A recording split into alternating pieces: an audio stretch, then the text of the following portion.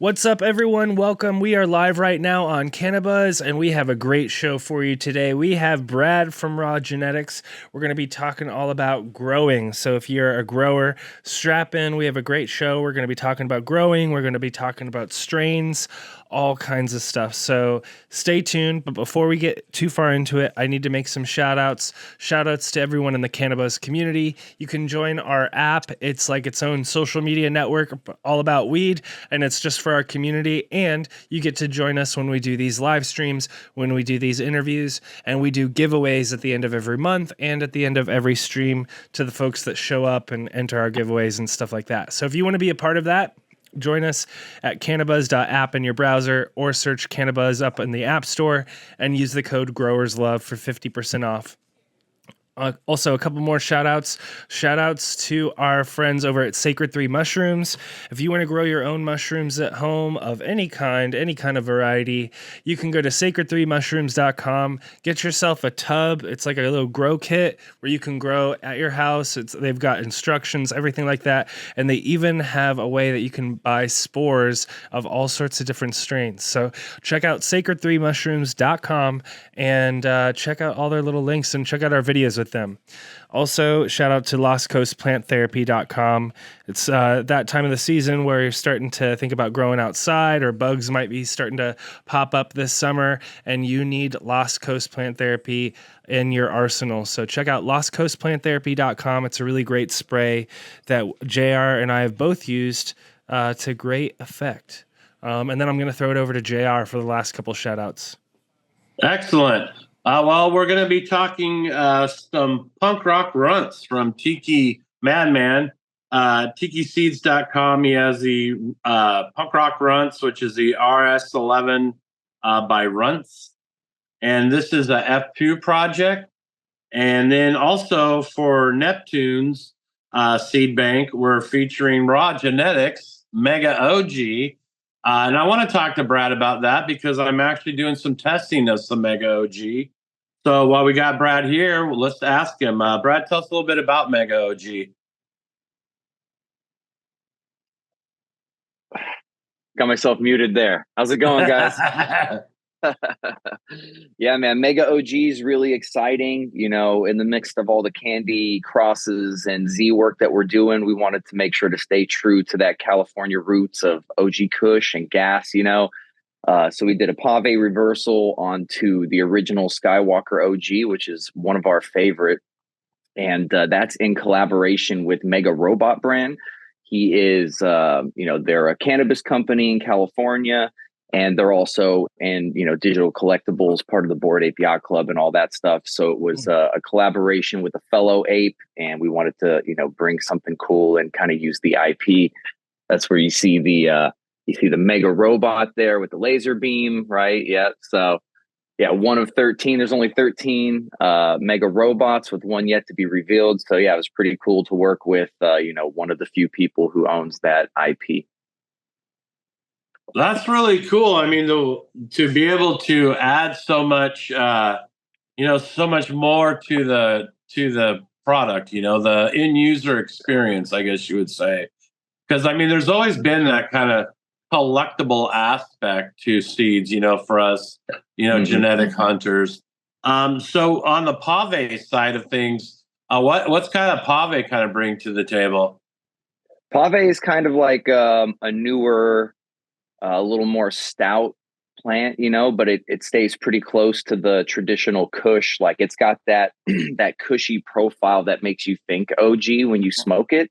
But the growth traits are a little bit better. The structure, the thickness of the branching and stuff like that's pretty much seems like a little bit of an improvement there. And just based on our experience with OG, it seems like the best OG crosses are feminized. You know what I mean? It's just the best way to really lock in that profile. So we figured bringing pave with those Kush traits into something as, classic as Skywalker, that'll give us an opportunity to make some new hybrid versions of OG Kush that should stay pretty close to what you expect when you think of getting Kush, right? And I got to say, I'm already in, I think, going into week 3 of flower, and I noticed it doesn't have that super climb that Skywalker has. You know what I mean? Right. It's really kind of mellowed out and kind of mid. It's growing really. In my mind, it's morphology is really nice. It's not super lanky. It seems to be really kind of A little stout bit and thicker holding up branching, nicely. right? Yeah, really nice. Sweet. So obviously, we're going to be expecting gas out of those profiles. Yeah, Kush, definitely sweet, cushy gas. Deep. I don't know. I guess little piney, kind of like that classic OG profile that really is just a really sweet Kush. That's tight.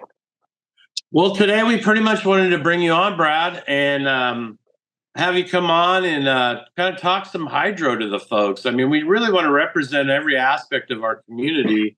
And I know that you've been in the hydro game, for a long time. You've seen a lot of shit. And so I think it'd be good to touch on some of these subjects and, let's get into it. Yeah, sounds great. So I guess we'll start off. You personally are using drip hydro. Can you kind of talk a little bit about the drip line and how its applications work for you? Yeah, I've really enjoyed drip. Over the years, I've had an opportunity to get a good amount of hands-on experience with a broad variety of nutrients, kind of starting with Botanicare in my earliest days before I even knew to pH anything, going into like using GH and Canna and all that different stuff. And then also, experiencing a variety of the different powders, from when Veg Bloom came out to Front Row and Athena and all these different things. And, one thing I can say is I definitely did, come full circle back to using liquids over powders. I found it just to be more consistent, not easier to store by any stretch of the imagination, but more consistent. And then, one thing that's great about drip is it's a very simple nutrient line. It doesn't have, 10, 12 different things like some other lines have an overwhelming amount of expensive products that you have to get, right? So drip keeps it simple. They keep it pretty well concentrated. So the CalMag, you only use 2 mils per gallon. And then you've got an A and a B, and the A and the B flip, from veg to flower, and which one becomes, the one you're using more of. And then they have a PK boost that's separate, which is something that I find to be very useful because that means, as you go further in, that allows you to kind of play with how much of a boost can you really give? How much will the plants accept before you kind of cross the line, right? Excuse me. And beyond that, they have, a hydrochloric acid. So like, what is theirs called? I believe it's called Flow, if I'm not mistaken, to kind of like keep salt buildup, keep the roots clean. I'll basically run that like every 2 or 3 feedings, just kind of as needed, but not in every reservoir. And that pretty much rounds it out. I mean, that's the overall, we run Power SI with that as well. And then on top of that, you just want to put whatever additives that you would probably already be using anyway, right? Like some root accelerators, some microbes, all those things. I recommend you would still use those as well to try to get an edge in the room. Yeah. But the overall system is really simple. I think like the main 3 things I add is rapid start for root growth, full power for fulvic acid, and honeycomb for sugar, right? Oh yeah. And then other than that, the only other things I'm using is like foliar sprays and the occasional microbes on like some watering days, some flush days, right? We'll run some microbes in there, try to give them a little boost. But yeah, it's a super simple line. And we found great success with it. And also that, where it really counts is in the smoke, right? Like, is it smoking or is it not, right? And so pretty much from the minute we switched over and we had our first like samples, it was pretty clear. Everybody was like, whoa, flavor go up right now. You know what I mean? So taste got better. And, that's what really matters at the end is the smoking experience going to improve without breaking the bank? And I would say it definitely does both of those things great, right? It's very cost effective. It works great as a baseline, and it accepts pretty much any additives that you might try to add in there, Yeah. And now with you doing, Sorry, Q, go ahead. Well, I was going to say, one, I was glad that it didn't sound too complicated. There were no like magical steps that you did in that feeding chart or whatever line of events. Right.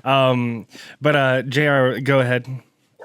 Well, I was just wanted to touch on the honeycomb. Now, because you're in a hydro setup, do you prefer that over blackstrap molasses, or why is that your choice of sugar?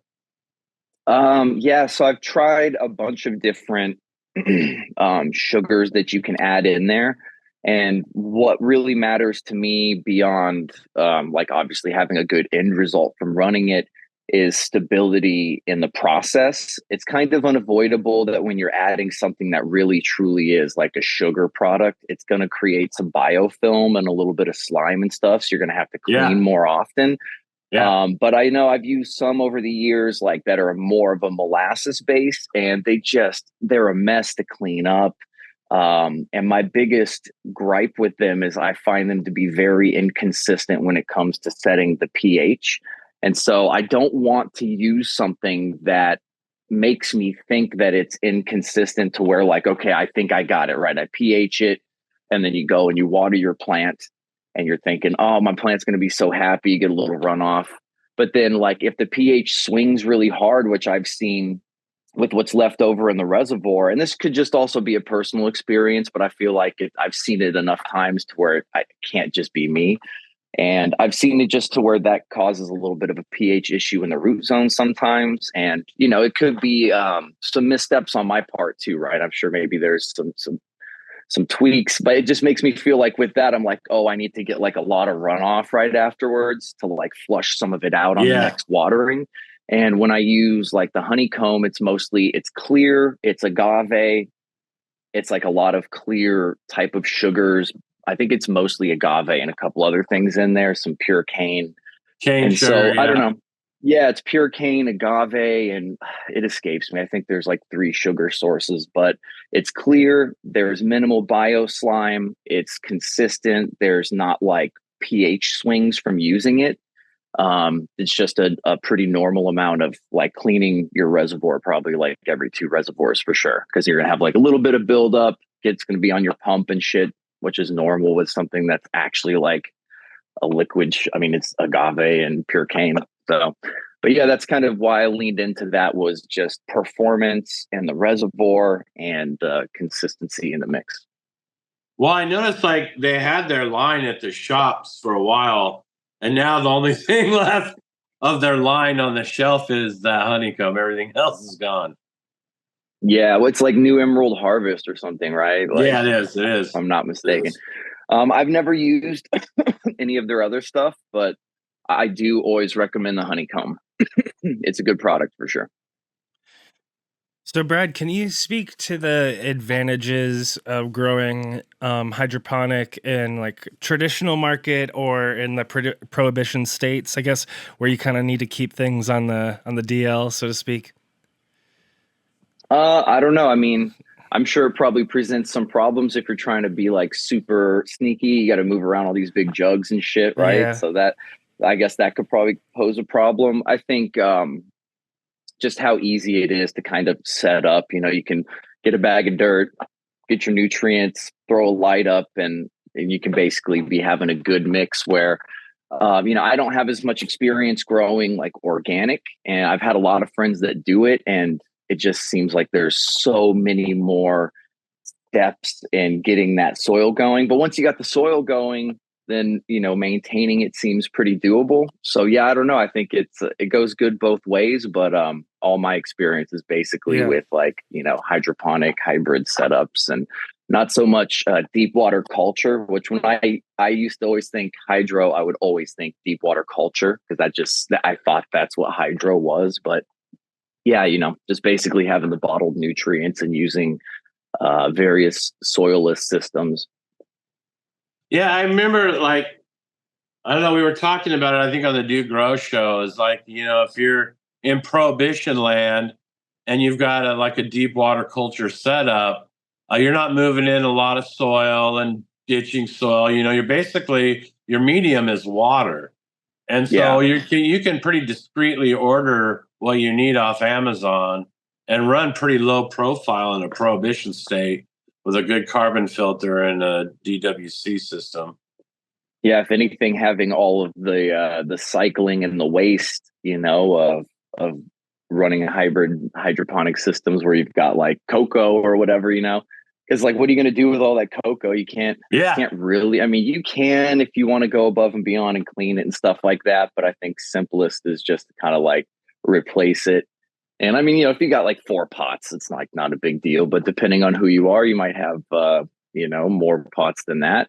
And yeah, it seems like that could pretty quickly pose an issue where our organic friends would take the edge because they just, if you're a no-till type of organic guy, you just cut a plug and just keep rocking in that same soil over and over. Yeah, it's kind of weird to see that advancement. I think we talked about that, how like back in the day, like deep water culture and the hydro was super stealth, where now you can set up a 4x4 living bed. All you got to do is bring the stuff in to get it started. And then you can just top dress and maintain your living bed. And you're pretty stealthy in that respect as well. On the complete other spectrum of what, kind of the hydro systems bring to offer. So now that you've been like in the LA area, you've seen some pretty advanced setups. Can you kind of give us kind of where the latest technology with hydro and flower and stuff like that is? Oh man, it seems like some of the most interesting stuff they're doing now is just how advanced all these like multi-tier systems are getting, right?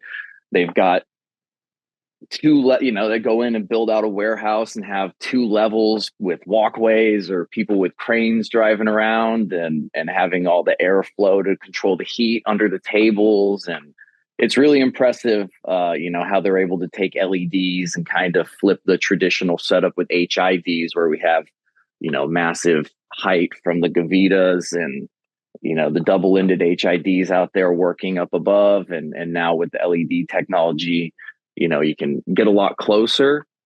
So yeah, it seems like just being able to maximize square footage is what's really impressive.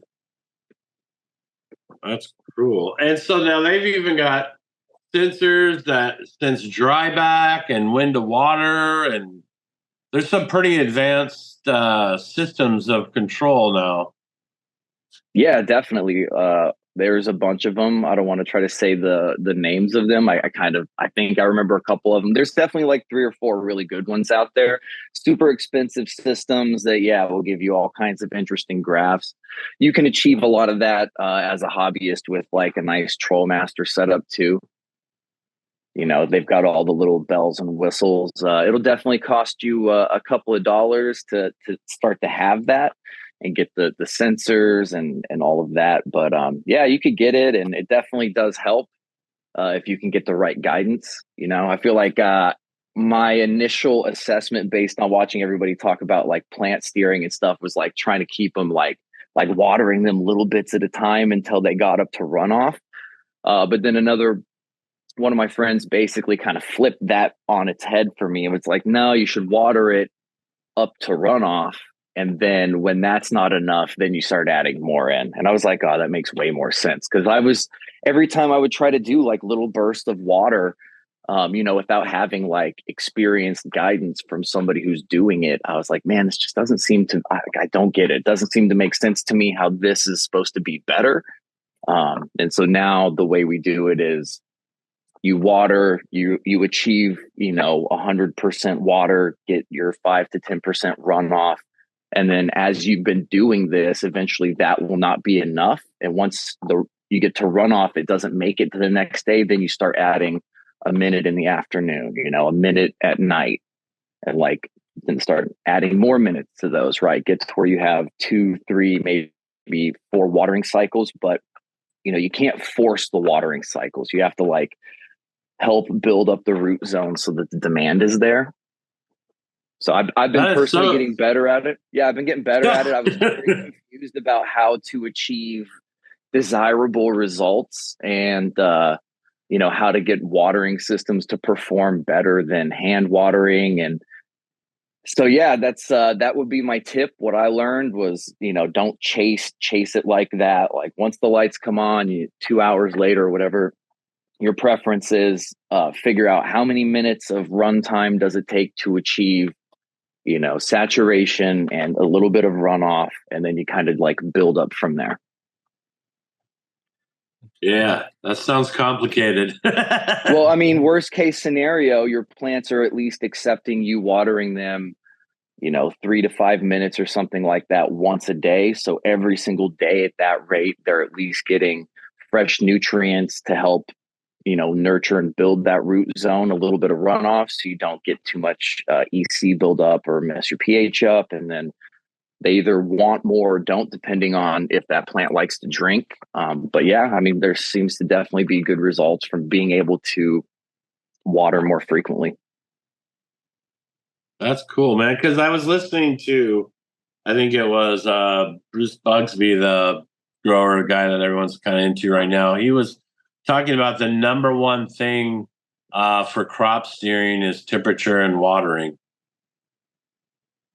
Does seem to be true. Keep the water cold. If you can get a water chiller, keep it about, 10 degrees cooler than ambient or something like that. So if you're running like mid 70s, aim for like 65, right? Then you got a nice cool watering. Your res is happy. Everything's looking good there. Yeah, they seem to like that. And then having CO2 and being able to run your temperature probably more around the 80 mark with, I don't know. In veg, I like to see 65 with spikes to 70. I know some people like to really push that. I get a little nervous about being too high with the humidity. So, it's good to, I think, refer to a VPD chart. Seems like as long as you're inside of like their little area there, even if it's not in the middle. Sometimes it seems like the VPD chart wants you to do some stuff that's a little undesirable. I'm like, ooh, that seems risky. I know. You know what I mean? Right. Like you don't want to create an opportunity where you test how good your airflow and like room dynamics are, right? Now. Like how good is your, because you can run those and get your CO2 up and do all that and really push them, but sometimes you're walking the line. And I'd rather stay a couple steps further back from the line of risk of getting like, PM or something. If you have like an area where it's not enough airflow and, if you're like pushing to stay at 70, like nobody just stays at a humidity, right? You have dips and, peaks and valleys, right? And so when you hit those peaks, are the peaks 80? How long is it 80? You know what I mean? Yeah, like, because they have that headband in there. Yeah.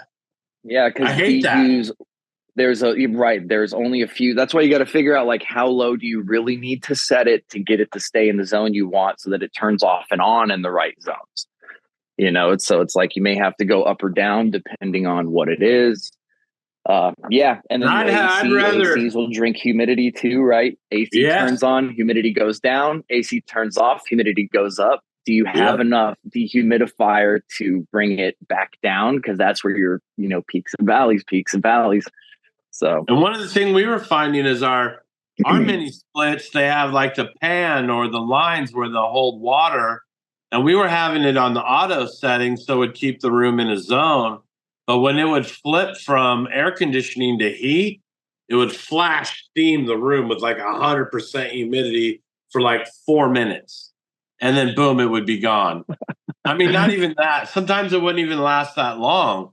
And I caught it because I'd put a little tiny lean on that and try to encourage it to drain off and not hold water in there. Bro, so what we ended up doing is when we go to dry, because I'm drying in the same room that I'm flowering in, I just put it on AC and then got a little heater to bring in. So that way I wasn't flash steaming all my weed as I was trying to dry it, which you don't want. That makes sense. Yeah, you don't want that. Once you start going down, you don't really want to have to go back up. That's for sure, right? Adding too much humidity. I'm sure it's tough drying in Colorado, right? Well, I'm in Oregon, and it's dry in the winter, dry in the summer, but every other time it's wet, really wet. So we go back and forth quite a bit. Gotcha. Yeah. We don't have too much of that. We got rain right now in California, but that'll be passing pretty soon, and it'll be all sunshine for the next like 9 months, 4 to 6 months. Yeah. I was gonna say we'll have at least solid half a year of just sun burning us down. Yeah. Hopefully we don't get hit with the heat wave. I feel like every year we have at least a couple of days where it's like 100 plus.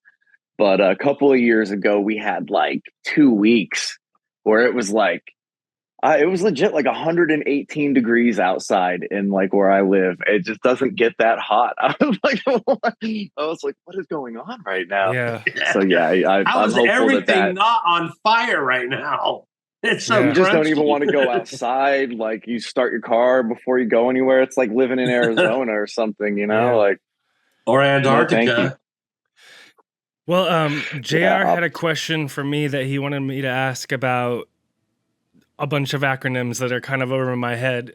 So I was going to ask you, I'm just going to let him ask that. But before I throw it over to him, I did have a question kind of related to CO2, which is what the other question is about. So anyways, on the home grower side of things, there was this debate. I saw it on like the Dude Grows channel and like I think or Scotty's like YouTube channel. But basically there was this debate for home growers like when should they introduce CO2, because for a lot of people it's probably just like a waste of resources, was kind of like the debate of you have to have some other things in order before you introduce CO2 essentially. I just was curious if you had any thoughts on that or kind of advice for folks as they kind of think about introducing CO2 to their grow. Yeah, I think it's really a useful tool. No matter what, if you're using CO2 to maintain like a baseline of whatever the level is, you should see results from that. I will say it is a little bit of a luxury to provide it constantly in veg. But if you have some stuff that you're trying to like drive hard, then they're going to transition over to like getting ready for a flower program or something. It's probably not a bad idea. If you have like a sealed situation with a few plants in there, eventually the CO2 kind of bottoms out. It's not much in there unless you go in and start breathing for a while, and you'll see that it goes back right. up. But if you have a tank and you set it to just like for veg, like 400 to 600, you don't really need to be very high. I think ambient outside's probably somewhere around like 4. And so you can enrich a little higher without really wasting. And that should last you a good amount of time. And I think that you can see really great results if you use it more as a tool than like blindly just using it in your veg. Because if you add it, like they're going to grow faster. And if you just have a bunch of moms that are hanging out, you probably don't need them to grow any quicker. Right. So like decide if you really need it, apply it based on like using it as a tool. But I think it's great. And in flower, definitely, if you're already at 600 as you go in, I just start tapping it up, bringing it up to 8, bring it up to 9, get up to about 1,000, maybe 1,100. You could definitely push harder. I would say 12 is probably about as high as you really need to go, unless you have like some kind of really specific program and that your plants are able to handle it and use it higher. Being up like 1,500, you might just be wasting it, right? Like there's only so much that they can process anyway. There's only so much benefit from it, right? So that was kind of the takeaway that I got from the Bruce interview as well, was that he was saying your ppms for CO2 should be around what your ppfd for light output is. If your light output is not matching or not adequate to what your ppms, if you're pushing 1,200 but you're at like 800 or 700 ppfd, then you're just really wasting a lot of CO2. And so he was saying that you kind of want to be in that same zone where the light output of ppfd is right around the output of the CO2. And I think that's another thing interesting. It seems like that does kind of correlate and line up. Like I've never thought about it like that, but even just based on me saying going from like 400 to 600, it's like 400 is like your low veg, right? 600 is like your vegging, your staging, your pushing. and then you start going up all the way to like 1,000 ppfd, right? And that's basically where you drive for the remainder of the run, unless you're like really pushing the threshold. But like, again, it's another thing where science shows you can only do so much anyway, right? So sorry, I did cut you off there. I didn't mean to, but yeah, that was an interesting correlation. I like that. Yeah, so that's just that was something I was fighting with because I'm fresh air intake, and so my ppms on CO2 is 600, at lucky when I'm in there breathing and stuff. And so it's like for me to be cranking, 1,000, 1,200, ppfd on my light output is just it was not resulting in the same kind of yields. I was getting better yields with less ppfd than I was, when I was pushing them so hard, because they were kind of pissed. That's the one thing with the new lights that they don't environment, right? You might not have had enough of like CO2 and all the extra enrichments to help them handle that, and it pushed them past the threshold of like where they could perform. And that's why you saw like, oh, toning back actually yielded me a better result because it was less heavy handed. But like if you get some CO2 tanks, because you have just fresh air coming in, right? But it's not like really exhausting out around the clock. It's not like a constant flow, is it? Well, I bring fresh air into the flower room, dump into the veg, and then dump outside. So it's a constant cycle that I'm circulating fresh air. Just because it's cheaper than air conditioning, or? Well, I don't have to use air conditioning really until the summer. So in the summer, I don't. In the summer, I kind of seal it up. Right. I don't know. I would just seal up that flower room. That sounds great for the veg and everything, because then you have ambient CO2 for free, and free AC. But for that flower room, I'd probably seal it up, turn tank on. Well, bro, I got to tell you, at 800 ppfd and about 600 ppms. I can pull over 2 pounds of light on Paloma. So what do I need? Damn. I mean, fuck. That's true. I guess if you're having that consistent results and you're saving the money, like there's no reason to really tweak that. That sounds like what most people are aiming to achieve anyway, right? Right. So, and I did. Yeah, I wouldn't change anything then. That's how I feel about it. Forget I said anything, but it's like a lot of people aren't able to pull those kind of results, And Paloma is she's a beast. Like I know I've been giving it to some of my friends, and our boy Mikey was hyping it up to my other buddy and stuff, and he was like, "Oh, you gotta get the Paloma. You gotta get the Paloma." And yeah, man, everybody's really loving it. So I'm trying to see if we can get her spread around to some people here in LA. Really get it going there, because she's, ever since you found this cut, she's just skyrocketed to like the #1 position. Really? That's cool. Well, that's cool. Yeah. I found live rosin, cherry Paloma live rosin here in the Oregon Rec Shop. And I said to myself, all right, this is it, man. That's pretty cool. That's super cool. Yeah.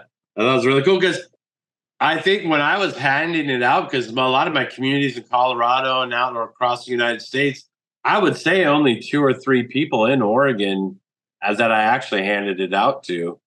So it's getting around. It's definitely getting around. And I think the thing you touched on is like she performs well in a commercial environment. Yeah. Yeah. She's hardy. She's got good branching, automatically turns purple, great like density of nugs, very like the smell is very profound. It's like you don't have to struggle to get it to smell good. So yeah, she's sort of jack of all trades. She kind of checks all the boxes, and she washes. So the people who do hash and stuff are also very happy with her. Yeah, and I've heard kind of mixed reviews, like medium to medium high washer. Like I think that the results will vary based on your handling practices and your growing practices, right? Because that's where like you see the same cut perform slightly different for different people. Oh yeah. But if if you've got your stuff really tuned in and your practices are really tuned in for washing, then you probably get a good result. Yeah. Yeah, the flavor is crazy. I mean, the thing that was the selection for me was that it tasted like exactly like it smelled.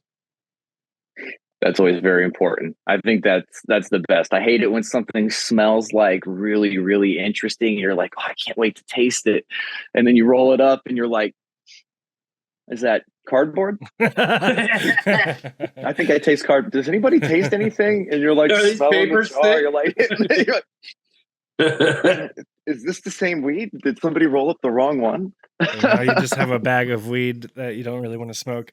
I had a question on 100%. CO2 before we move on to like clones and stuff like that. I think JR was our next segment.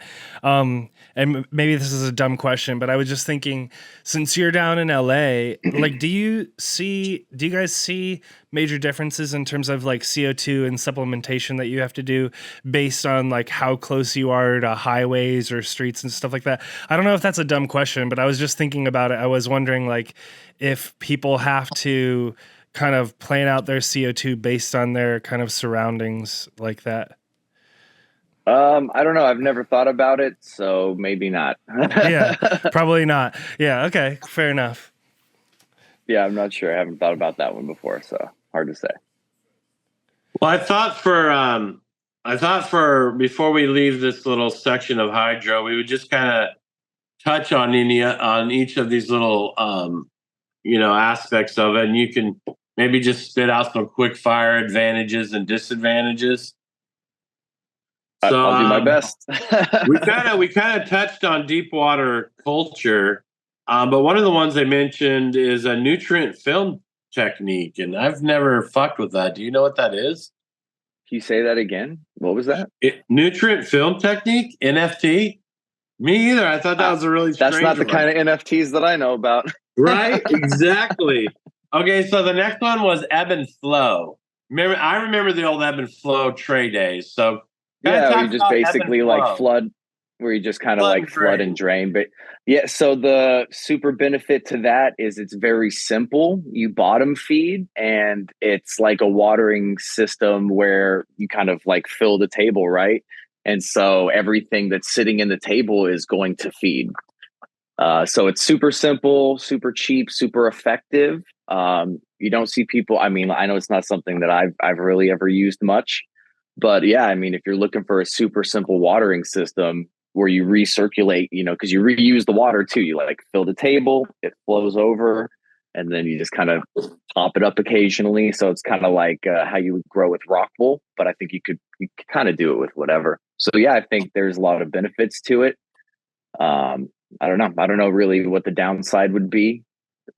Which makes me kind of wonder why I don't see more people using it. So, just thinking about it, like Vader OG, he would have like his tray set that's up. Who comes to mind for me too, bro. It's Vader OG, bro. He always, he'd have the black bin with the yellow top from Home Depot. You go get it for like $19, $16. And then put it over like a 3x3 or a 4x4 tray. And it's literally just one pump to fill it, and you just pH it. And yeah, that's so funny, man. That's classic. That's classic, man. He's probably one of the best like grow channels on YouTube, like OG. You know what I mean? Yeah. Yeah, definitely a throwback. I like that. Yeah. He was like one of the first dudes who like could break down the way genetics work. In the way perennial stuff gets passed down, that almost made sense to me, Yeah. Yeah, he was pretty good at explaining it. I did enjoy his videos, and he was a good videographer and photographer as well, right? Yeah. Like, he was really good when it came to that. And yeah, I've always enjoyed his content. I'm pretty sure he still makes videos to every once in a while, I think, right? Yeah, something like that. Yeah. I see stuff from which is cool. Yeah, which is cool. He still does it the same way with the ebb and flow tables. He's doing all work. He did some preservation work and stuff. I met him one time. He's a pretty nice dude. Seems like a pretty good breeder too. So yeah, shout out to Vader OG. Yeah, we had him out to the Dude Grows Cup. Shrimp Sticks was in the Colorado area, so they came to one of the events and set up a booth, and we hung out. And Pedro came out and pressed rosin in their section, and I think Dago was there. It was a good time. A lot of Yeah. you were that. Was that the first one you ever went to, Q? Yeah. I think that was 2019, right? Something like that. Yeah. Good times. Nice. 2019. Yeah, we got getting back there. Yeah. Yeah. We got the cup coming up June 1st, and Raw Genetics will be in the building one way or another, right? One way or another. I'm still planning to be there. I don't have anything that's telling me I can't make it yet, so we'll hopefully keep all the lights green, and I'll actually be able to pull it out there. Nice. It's going to be a good time. We got a bigger tent, so there's going to be. Cool. It's a giant circus tent, so it should be a good time. Oh, it's going to be a circus. So, Jared, our next segment was about clones. Is that right? Cuts. Yeah, Brad's got some offerings on secretselections.io, and he's been filling up the bank. And so we got spring rolling around. So I wanted to just kind of do some strain talk. You know, it's a light Easter weekend. I thought we could just talk shit about strains. Sounds like a Tuesday. Well, let's start with your Bako Belt male. I thought that it's very cool that you've been offering male pollen. I think that inspires people to create, and creation is awesome. So tell us about Bako Belt male. Yeah, the Bako Belt male is a pretty nice looking guy, medium size with a decent stretch, throws down some really great looking pollen sacs and gets down to busting pretty heavy once you get him in the right position. So far what we've seen is, you get a lot of the sweet rainbow belts, but you definitely also get plenty of the gelato that we're looking for from the 41, which is kind of more sherby gelato, And so that's what you see carrying into stuff: creamy, sweet, candy, smooth, gelato type of profiles. Very enjoyable to smoke. The plants are very stout, really nice branching. They stack. There's like a variety of bud shapes that you get from, maybe a little more coney cookie looking to like a broader and sometimes a little frostier. And, we've seen some bubblegum tones in there too. I wouldn't say anything smoked like a heavy bubblegum profile on its own, but definitely in the profile of the scent and everything like that. Some interesting sweet, like bubblegum-esque profiles there. And that's pretty much what you can expect him to bring to the table. That whole project was basically so that we could do the Gelato 41 BX, which we call the Riz. And we offer Riz number 13 right now, which is our first selection from that. And, we'll be moving on down the road. But yeah, the Bako Belts male is definitely a great stud. And I don't know, I always kind of wonder why people don't offer the males. I don't want to offer it like before the line has been at least like fully released and is out to people.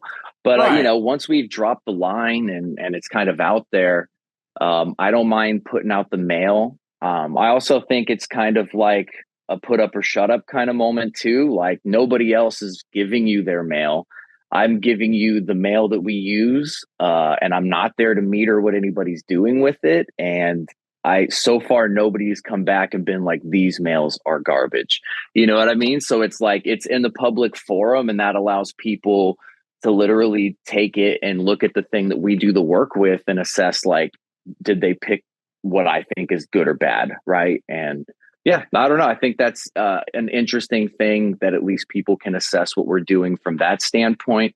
And I think it also kind of helps people because they trust what we do and our processes. So, that if you're grabbing one of those males, that you should be able to easily set him up and set yourself up with a whole bunch of things that you could pretty much guarantee I'm not going to make, right? Because everybody has different taste and stuff. So if you enjoy Bako belts, or if it sounds good, and you trust us, then it's like easy to just be like, let me get the male for, I think it costs a little bit more than a cost of a pack of seeds, and you could make as many seeds as you could dream. That's cool. You could start a company with it. You could do anything. There are no rules. There's no like me trying to be like, oh, here's the guardrails. Like, no, it's, you purchased the mail, you bought it, you own it. We hunted it. It's what we used. It's a decent foundational piece to get started, like a good jump off point. And I think we'll continue to, over time, offer more mails.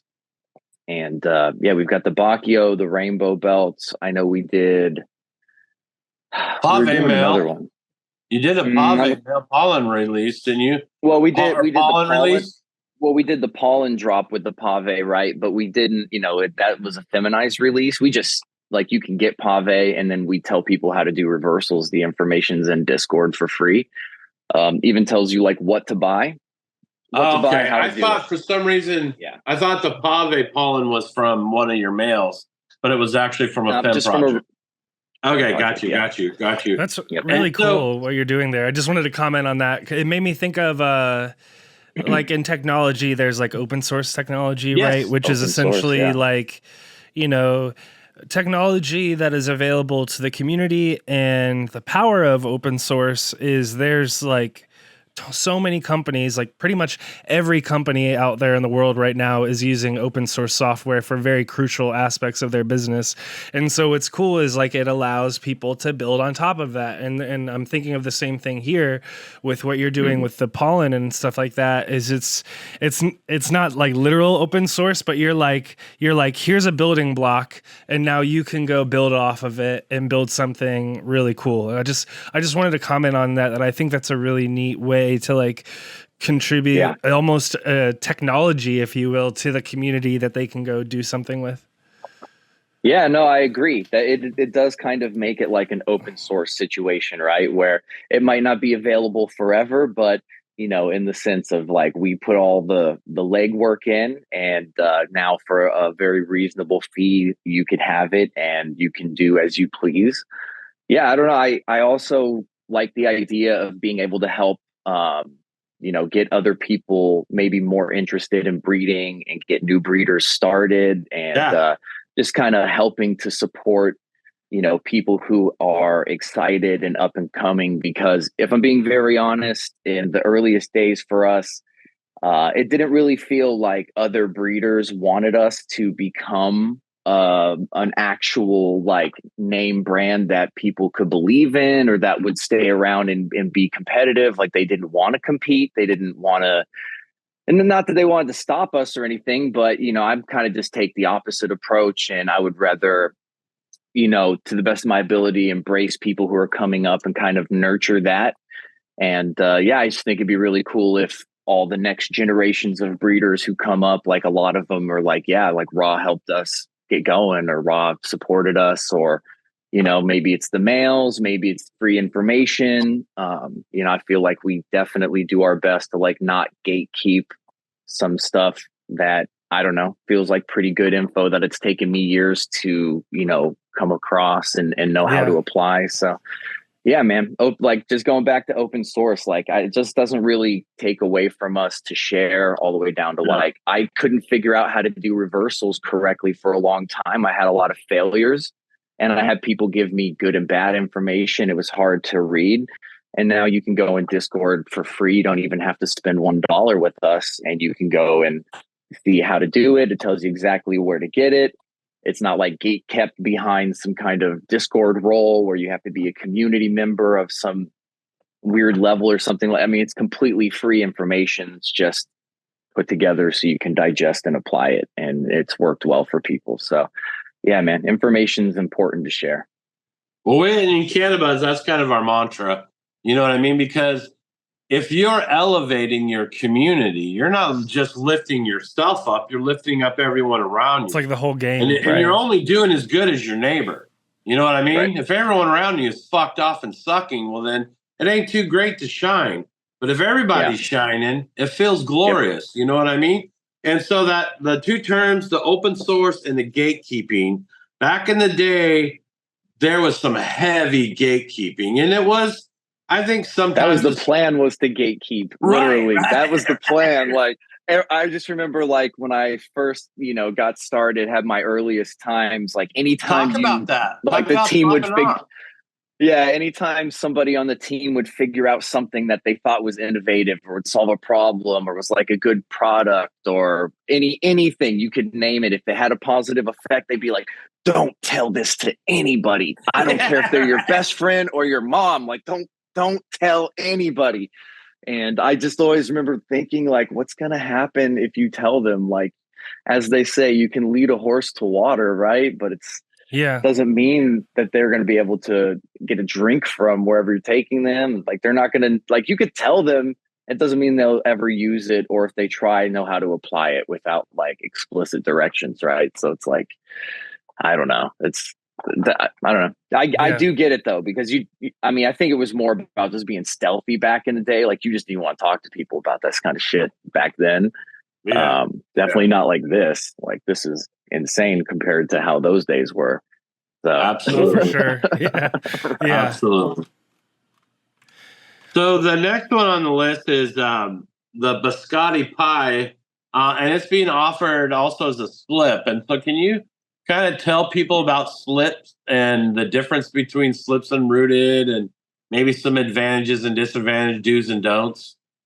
Yeah, so if you order slips, basically what you will receive is 3 freshly cut, nice tops ready to go. And then once you get them,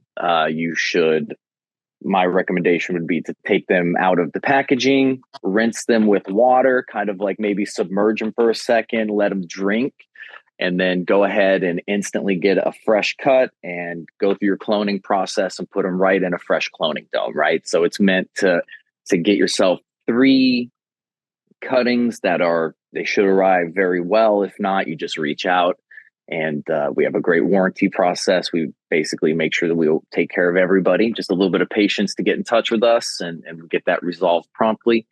But yeah, it's very simple. You get 3 fresh snips. You go ahead and go through your cloning process and get them, hydrated, cleaned, snipped, and in a cube or a peat plug, or I don't know. If you wanted to put them in an aerial cloner, I think you might want to put like a cup over the top of them or something, like to create a higher humidity environment. Because the number one thing you should consider is that when any type of plant material is in a sealed bag, the humidity is 100%, right? Yes. And so even if you pull it out into like 70% humidity, it's still going to be too much of a drastic drop. And that's why I recommend submerging them in water, rinsing them off in the sink under cold water or something like that. It helps to buffer, it helps them not take the shock. And then the reality is, like, almost nobody has a room that's 70% humidity. Your average humidity is probably more like 50, 45 to 50.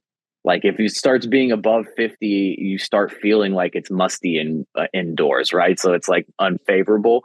So now we're talking about a 50% drop in humidity that is going to shock the shit out of it. I think this is the number one thing that we see people do, is they basically pull it out and they like try to put it in a cup and set it on a shelf or something. And it's like, it's not going to handle that. You need to handle it promptly, help hydrate it, get a fresh cut, get it into whatever your cloning situation is, make sure that it's in a humidity dome. And then like, you'll be fine. Like, the success rates are great. The learning curve is probably the steepest part, but if you see this, just think that would be the way you'd want to handle anytime you receive something under those terms, just like, what's the environment? How do you buffer it? Slow the process down. Always good to consider.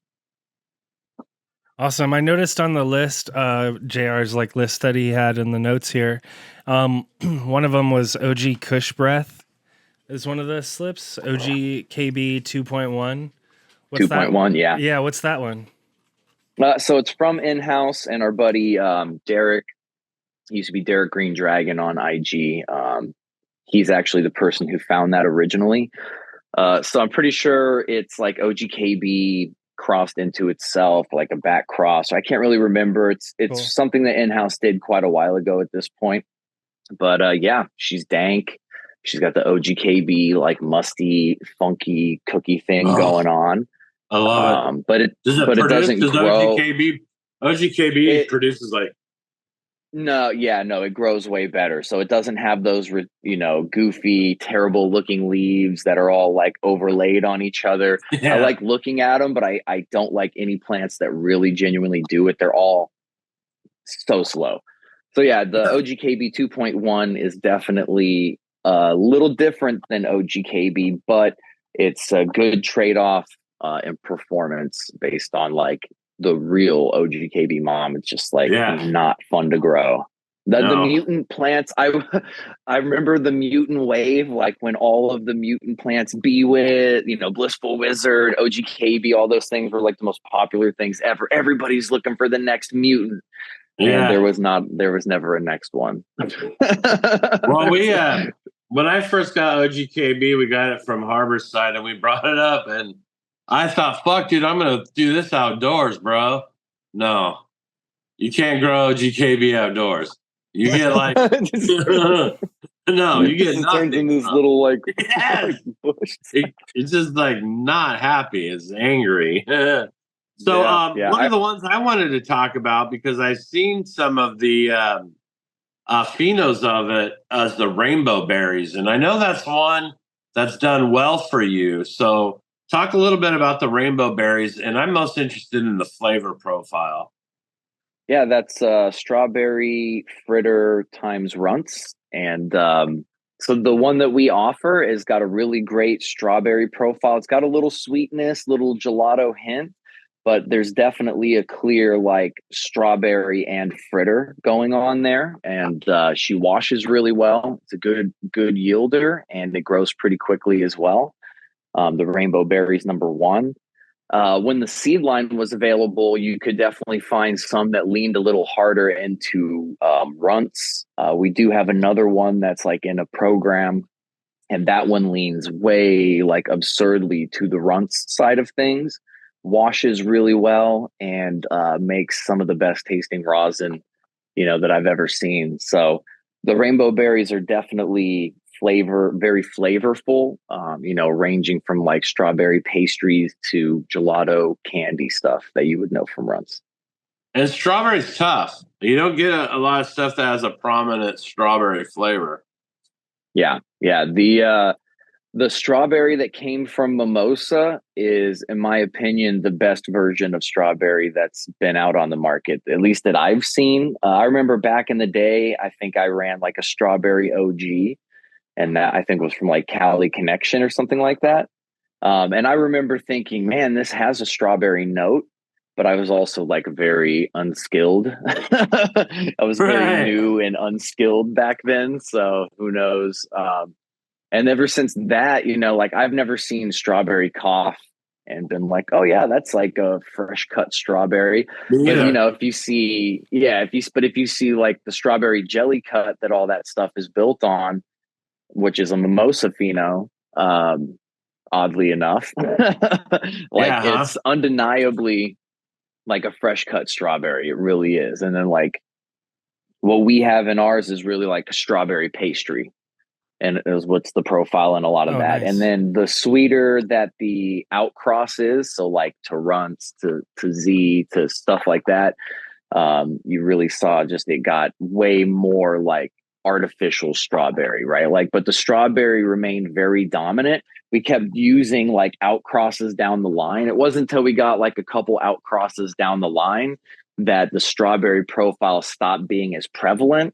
And it kind of lost a little bit of its power because it had been diluted by too many things being added, right? So it's like, but it's very interesting how prevalent that profile is in the outcrosses, like from strawberry fritter, and then in our slushies line, which is a great place. It's almost all gone at this point, but that's a great place to go looking for artificial strawberry, super sweet profiles, like really interesting stuff. Very cool. Yeah, I grew strawberry fields like 4 years ago, 3-4 years ago. That was a Crockett. But I think that was like just mostly a Tangy cross. But yeah, you're totally dead on the strawberry stuff. Hey, it could have been because mimosa's a Clementine thing, right? So it's another, it's like an orange profile that almost everything is. And somehow some of them come out to be strawberry. It's like purple Yeah. punch clementine, I think. So yeah, Interesting. maybe it's deep down inside of some of that tangy Orangey. genetic line. Yeah, That yeah. orange profile can turn on you. Interesting. Well, this is a great episode today. We really appreciate your time, Brad. JR, thanks for putting together today's show notes and the questions and putting together the episode. Did you have any last questions that you wanted to throw out, JR, before we go? Well, I just thought while we were here, we should call out little bro for not coming and joining us. Now, talk about Mason. Go ahead and talk about little bro. Talk about Mason, what he brings to the table, and tell him about how much of a part of raw genetics he is. Yeah, Mason is definitely the other side of the coin here, and he is a driving factor in pretty much everything we do. I do a lot of the planning and stuff, and Mason helps with a lot of the execution. But anytime that I'm running dry on ideas or, need to lean for guidance, I just turn to my right hand right there, and little bro's always there with the next idea. He's like, okay, well, how about this? How about that? And it's like, okay, cool. Let's put that line together. Let's build this. And so, is basically the perfect person to have, working hand in hand. And there's not really anybody else that I could even trust anymore too. So it's really the perfect situation, right? That's really any cool. time that I fall short, he's there to pick up my shortcomings, and vice versa. And the rest of the time, I'm usually behind the wheel steering and trying my best to drive us somewhere important, right? So yeah, there's no pressure in that, right? No pressure. No pressure. Yeah, no pressure at all. You don't have to come up with everything and make it out of thin air or imagine and build it when it doesn't exist. None of that. Just all right there. Well, for the folks that are still watching, I know we're at the end of the episode. I was just going to say that's a common recurring theme that we hear throughout our interviews. We've talked to Soil King. We've talked to Scotty from the Dude Grows show. We've talked to TikiMadMan recently. In all these various interviews, they've all mentioned that having a team behind them is what makes this all possible, and how that was their big unlock or whatever to help them just keep going and also take it to the next level. So I just wanted to shout that out, that I know I put a lot of pressure on myself to do everything, and you dwell on your shortcomings, where what you're saying, Brad, is I might not be very good at this thing. Well, let me find someone who's good at that, so that I'm not forcing myself to do something that I hate doing or I'm not very good at or whatever, and find someone that can really help me out on that. So anyways, I just thought that was a cool message that I wanted to highlight, common kind of recurring theme I think we've noticed throughout some of our favorite interviews. But JR, any last kind of words before we sign off here? Well, I just want to give Brad a chance to shout out. And I just want to say, Brad, I always thank your generosity and your time. You've been kind with cannabis from the very, very beginning. And so we can't thank you enough for your time and always coming and breaking it down, brother. Yeah, man, my pleasure. We've got to support each other and do what we can to help make sure everybody's projects work. If we can't, support each other, then who's going to do it, right? So it's glad to be here from the beginning, and I'm sure we'll have plenty more awesome episodes and great opportunities to hopefully give some interesting information to people and, kind of help them level their gardens up together. Hell yeah. Very cool. Well, if you liked this episode and you want to learn more, shout Raw Genetics into your phone, or go to rawgenetics.io is the website, right? Rawgenetics.io. Yeah, or just scream it. Just scream it right into your phone. Do it. Just or scream Raw Genetics into ChatGPT or whatever and see what it comes out with. But yes, look up Raw Genetics. Join his Discord. It's really cool to hear everything. At the top of the show, you were talking about all this kind of plugging into these different technologies into communities. It's really neat to watch Brad work with his community and just tap into all these different things. He really tapped into the bleeding edge of stuff. So we really appreciate just getting these periodic updates and hearing about how you're thinking about things. It's so interesting in this always evolving industry and landscape that we're in. But if you liked this episode, make sure to like and subscribe. We've got a bunch of episodes with Brad. One of them's featured right on our YouTube at youtube.com/cannabis. And you can also listen listen to past episodes now on Spotify. So search Spotify or Apple Podcasts or whatever. You can find our episodes on there, or you can just subscribe to the show there, and it's all good. But thank you so much, Brad. Thank you so much, JR, for your time today. And as always, growers love. Peace, guys. Peace.